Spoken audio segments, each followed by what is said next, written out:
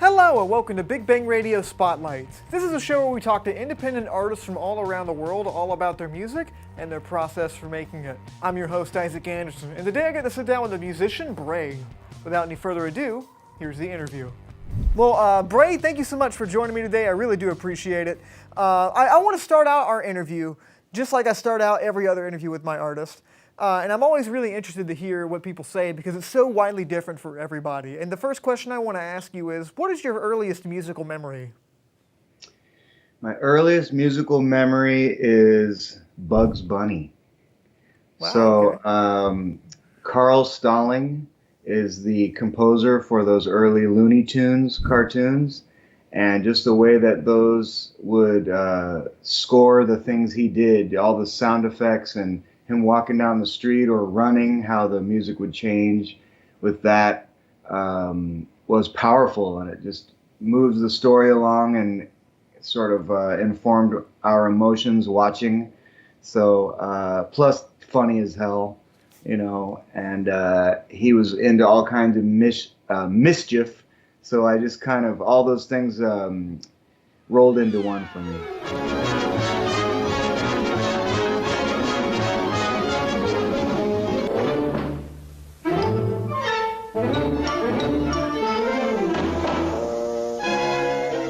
Bugs Bunny inspired you like that, but what got you actually started to play the instrument and start to sing? Yeah, so that would be MTV. I grew up in the MTV generation where it was new and just coming of age, wanting to play music. So I would see musicians like Prince, David Bowie, and Madonna. I want my MTV. Those people caused a kind of a stir in me and a wonder, and that made me want to play.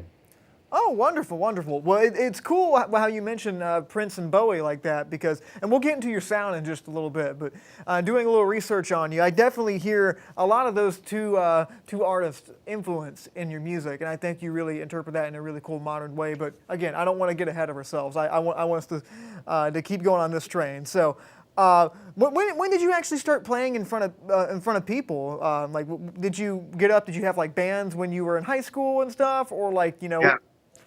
Yeah, I had two avenues for playing live, but before I played music, I think it's a little bit significant, is I was a performer of some kind since the very young age because of putting on comedy shows for the family. And so I always did impressions of family members and some celebrities, and that was a way of getting attention and kind of connecting with people and breaking down the initial barriers socially in a group. So even before I started performing music or writing, I was kind of doing comedy things. So, but when I started playing live music, was in high school. I was in two avenues. One was I was involved in a hip hop project, and it was like a duo instrumental, believe it or not. So it was myself on bass with various effects and loops and a DJ.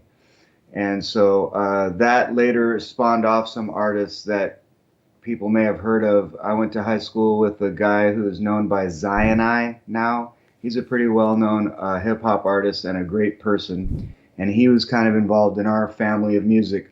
And then I also had a funk band, which was myself and all guys that were like 10 years older than me who lived in Vallejo, which is the small town that I'm from.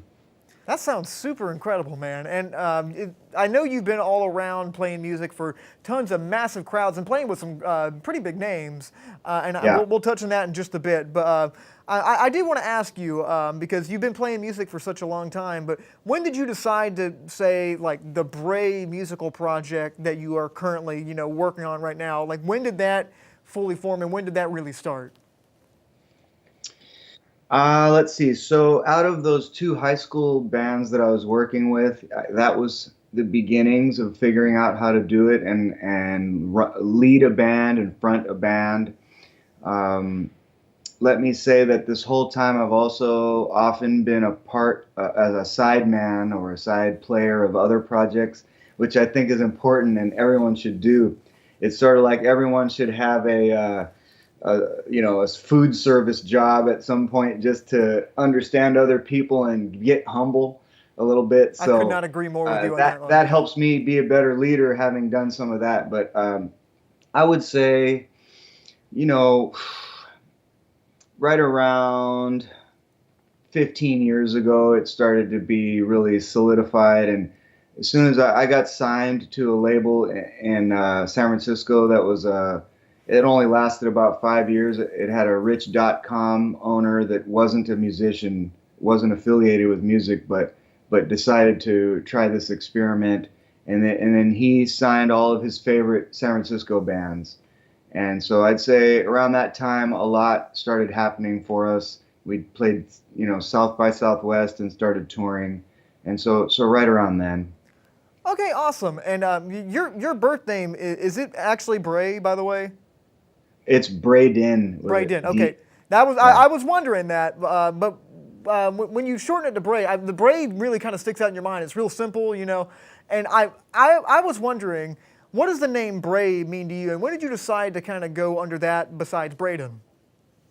Well, okay, so there's two things. One, before the name Braden was popular, uh, I had the name, and people always misheard it and mispronounced it. I said, first of all, I don't personally like the sound of the name. It just doesn't sound good to my ears, and I don't know how to even say it. It feels weird when I say it, to be honest. It's just a weird thing. But I used to tell people, hey, my name is Braden. Nice to meet you. And they'd say, Brandon, good to meet you. Or Brendan.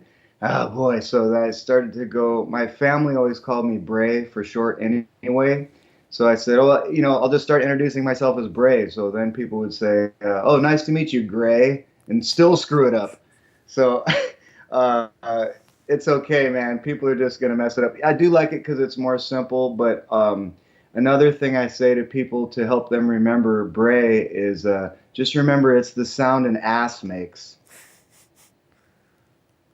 Do you get that one? You're gonna have to help me out here. I don't know. So a donkey brays. The sound that a donkey makes is a bray. Have you heard that?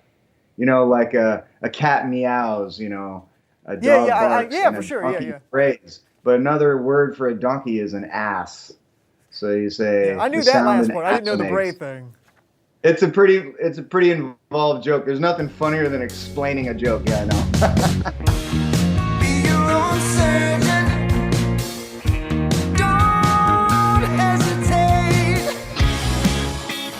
Aliens are here.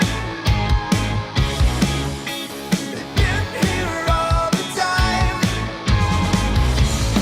How long can this go on? How far is too far gone? I guess now we should hop right into the way your music sounds. How exactly did you go about crafting that sound? And do you go into your music saying, I want to make this kind of music, or is it just like I'm just gonna make whatever comes to mind? I'm not really focused on trying to stick in into a certain genre. So I don't sit down and say I want to make a specific style or sound. I just love all kinds of music, so I'm always listening to, 1 minute it might be an experimental artist from Japan named Cornelius, and then I might listen to Frank Sinatra. So it's all over the place, and I like that about it. So yeah, that's how it happens, man. It's always evolving. Well, it's definitely a really fun sound. It's really engaging, and I love the way that you kind of you take every album, you use those elements, and you put them in a different way that I wouldn't have expected, but I really enjoy. With some of the crowds that you've played, you said you've been over to France and playing to thousands of people. You said you played biggest crowds as 50,000 people and playing. I have all the acts down here. Like you said, you played with Train, like shared the stage with Slash, Scott Wildon, members of the Doors, Sex Pistols, Princess Revolution.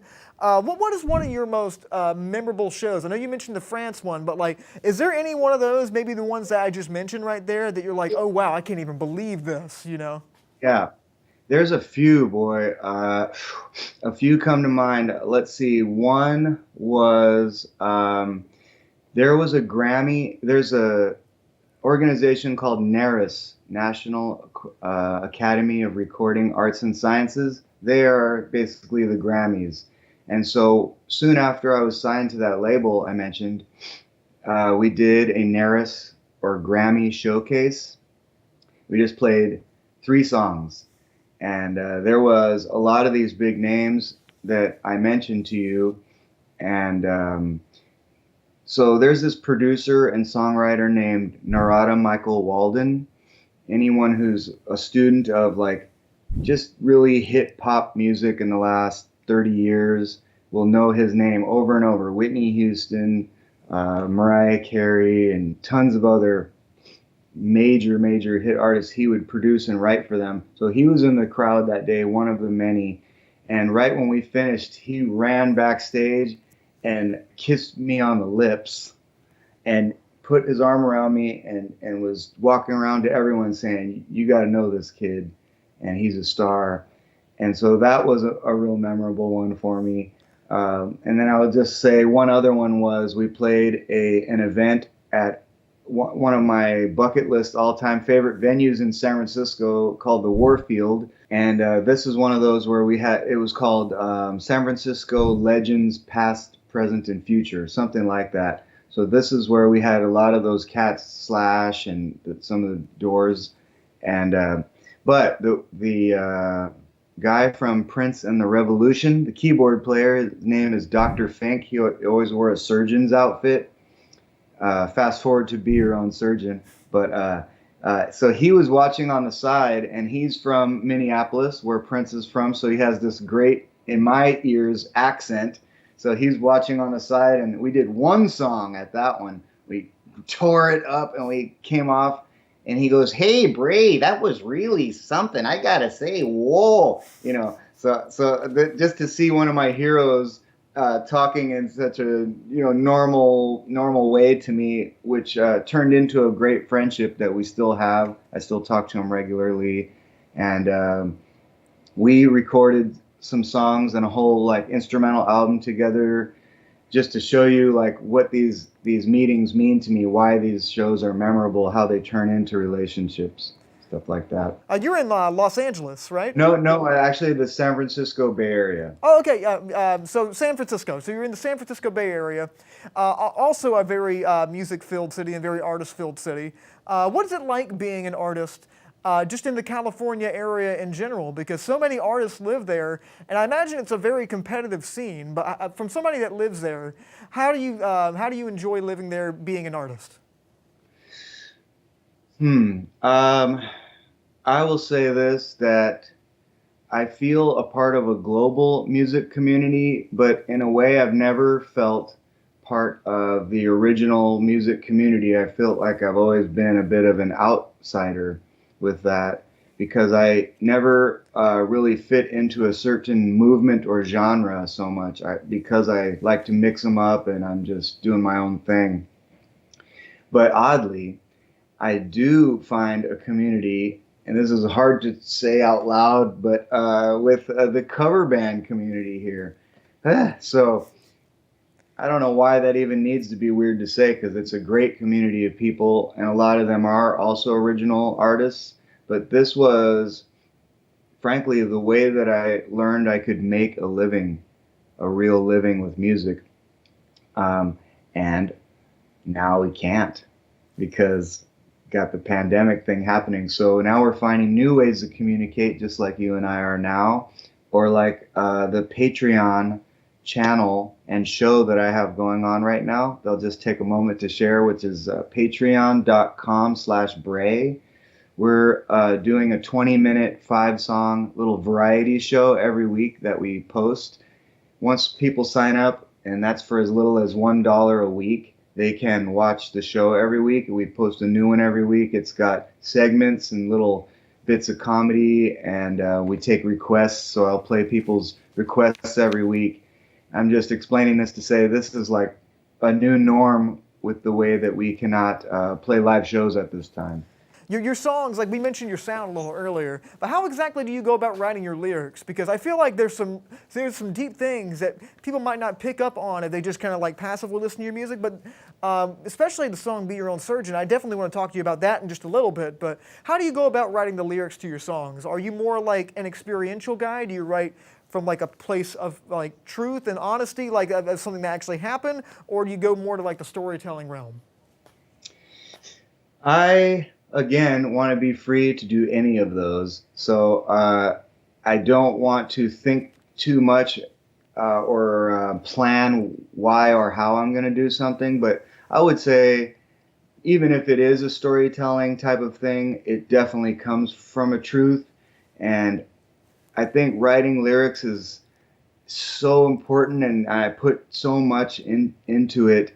I think, but even I'm guilty of not listening closely to other artists' lyrics sometimes because I'm kind of the first thing that grabs me is the music a lot of times. So then if a person's lyrics on top of that really grab a hold of me, for instance, an artist like Morrissey of the Smiths, he grabbed me so much by the type of really honest and ironic and unique lyrics that he writes that now I will listen closely to his lyrics for what in any song I hear because I see that's where he's coming from. But as we know in a lot of popular music, lyrics are a bit of an afterthought. You have the melody there for sure, but we're going to fit in some words that work with that melody, maybe a bit, more so as the focus than I have a meaning and something I want to say. Like, for instance, with, again, I'll say, but Be Your Own Surgeon, something like that. This was a concept I had, and how am I going to make this? How am I going to share this?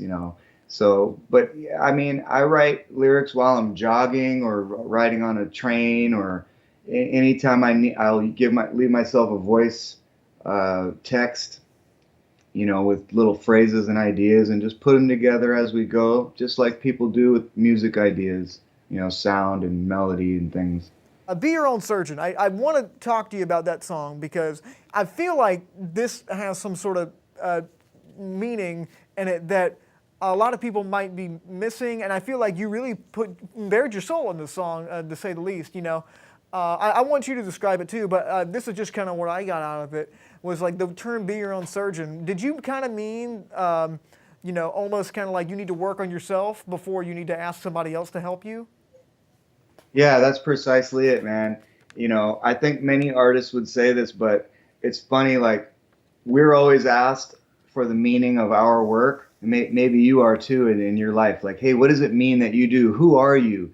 But really, it's for other people to say because we're a reflection and we can't say, I feel, as well as how, because our actions and our way is how we show up in the world and how other people receive it. There is no meaning without someone else receiving the meaning. So I'm not avoiding your question, but I do want to say that I think other people's interpretation of it, and even if they miss the meaning of it, is kind of how it goes. Someone searching for meaning or listening for it or even surprisingly touched by it unexpectedly, that's who's going to get it. But I mean, you said it. It just seems like right now in the world, it's time for everyone to look hard at themselves, give a good hard look at themselves.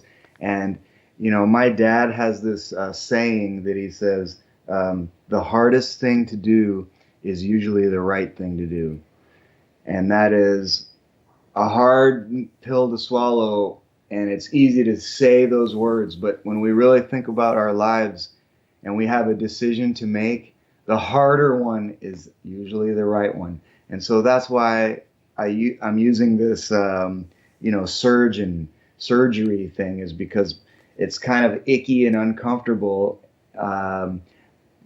But it can be a clean way to cut away some unwanted things inside of us.